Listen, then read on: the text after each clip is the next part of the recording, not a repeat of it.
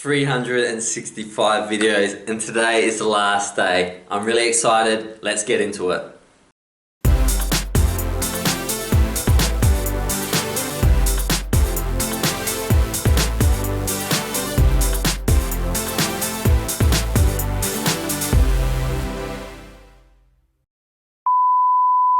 Hello everyone. 365 days, an incredible journey. I'm so privileged to be able to be on it with you. And as always, I'm going to begin with a quote, and that quote is, "When you reach the end of what you should know, you will be at the beginning of what you should sense." From Sand and Foam. When you reach the end of what you should know, you'll be at the beginning of what you should sense.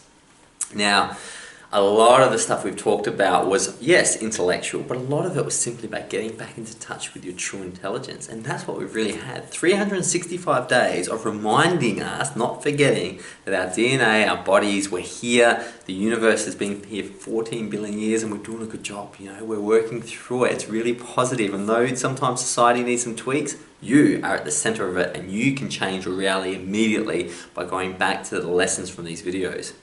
So, I want to talk to you about the process of making these videos.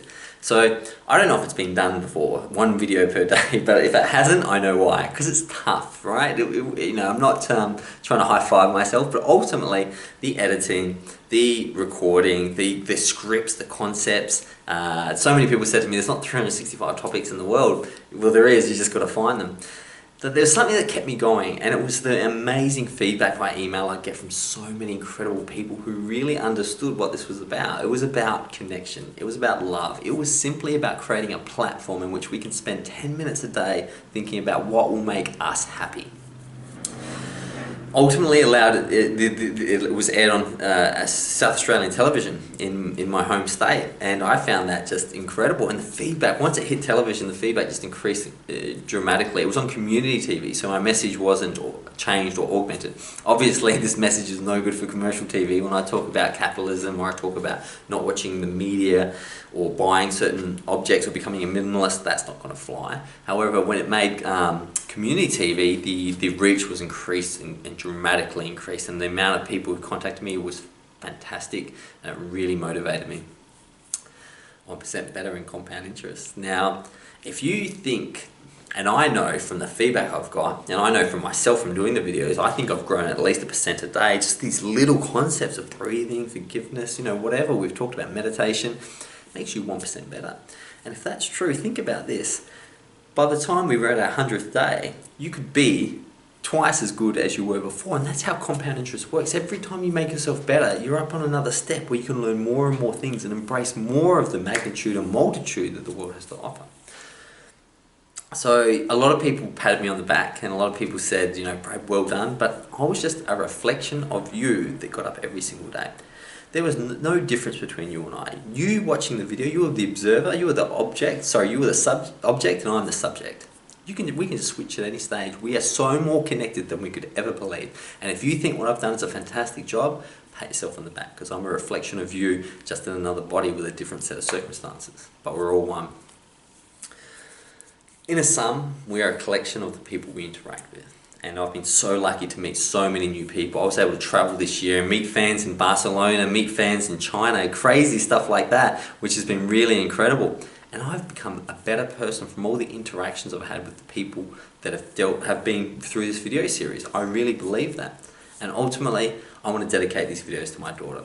When times were tough and I have a lot of energy, really, I thought at worst, if no one ever saw any of these videos, which is fine because, you know, it was about a process, ultimately it'd be like a video log for my daughters to know, you know, if anything ever happened to me, they would know how their dad thought and how their dad saw the world and how much their dad loved them. So I'd like to dedicate this video series to Claudia and Sienna, my solar systems. So, one more quote. You know, this is sad, we're getting to the end of the series and we're trying to squeeze as much stuff as we can. I don't want to say goodbye. However, the quote is, you have no control, no, maybe we'll slip in another quote, but listen to me right now. You have no control over how your story begins or ends. But by now, you should know that all things have an ending. Every spark returns to darkness. Every sound returns to silence. Every flower returns to sleep within the earth. The journey of the sun and the moon is predictable, but yours is your ultimate art. Susie Casson. It is your art. This is your life. This is the way you navigate through the universe. It's your art. Make it beautiful. Make today your masterpiece. So, my future, well, I'm going to breathe and pack up all the lighting and equipment for a little while. I'm going to create some workshops so I can deal one-on-one, get in rooms with people and create immersive experiences in which we can exhibit real change through, having our consciousnesses connect. And that's going to be really great, and I expect those to happen twice or three times, but 2 to 3 times a year in places like Thailand, Italy, Australia, where people can get together, hang out as like-minded people and really be immersed in this content. And I'll be writing a book, and I'll communicate those things later in the year. There's no rush. I'll enjoy doing them and I'll be in contact.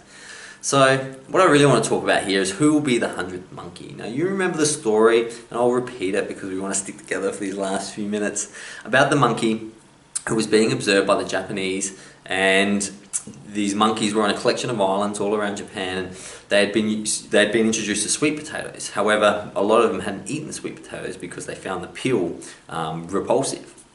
Until one day there was a small little chimp was down at the ocean with his grandmother chimp and started playing with the sweet potato in the ocean, noticed that the salt water wore away the skin, and as he rubbed, the skin came away and was able to eat the potato. Now that's not a big deal. And his grandmother saw him, and the grandmother goes, well, monkey talk, this works. And then slowly, the dad and the auntie, and our chimps live in small tribes, came together and they started swashing on this particular island, washing these sweet potatoes. And that community was thriving because they had this new source of food. And ultimately, what happened was, as they were counting the number of monkeys, eventually it went from that original small monkey to maybe 20, 30, and then ultimately 100 monkeys on the island became aware of this new potato washing system. And then something extraordinary happened. It's that island after island all around Japan, thousands of chimps started washing sweet potatoes at the beach. Something had happened. Once it reached critical mass, once 100 monkeys had understood this process, boom, all monkeys understood this process. You think that's crazy? Well, is it crazy that when pyramids were being built in Egypt, all of a sudden tribes all around the globe started understanding building and pyramid and that sort of architecture? There is something to be said about group consciousness. Whether it's fashion, it just takes a certain amount of people to wear a certain type of t-shirt before it becomes cool, or sunglasses. There is a critical mass. And who will be our 100th monkey? We don't have to change the world. Like I've said during this process, we don't have to change ourselves.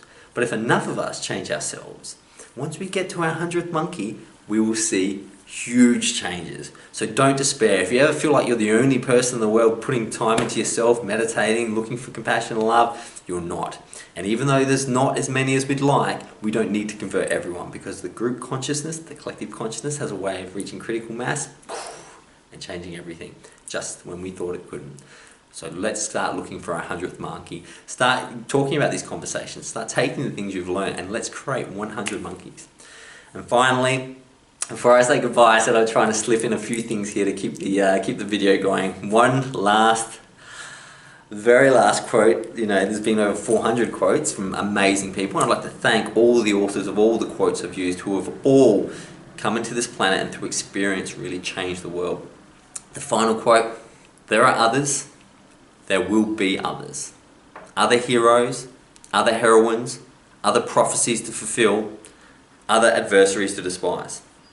There will be stories told and forgotten and reinvented anew until one day, perhaps the oldest are remembered, and the beginning may end and the ending begin. This is not the end, this is the beginning. You have just gone through a direct experience of 365 videos, which I hope have made a change. I want to thank you so much. I want to let you know that you drove me, you created a platform where I could learn and we could work together, and I can't wait to see you again. Goodbye.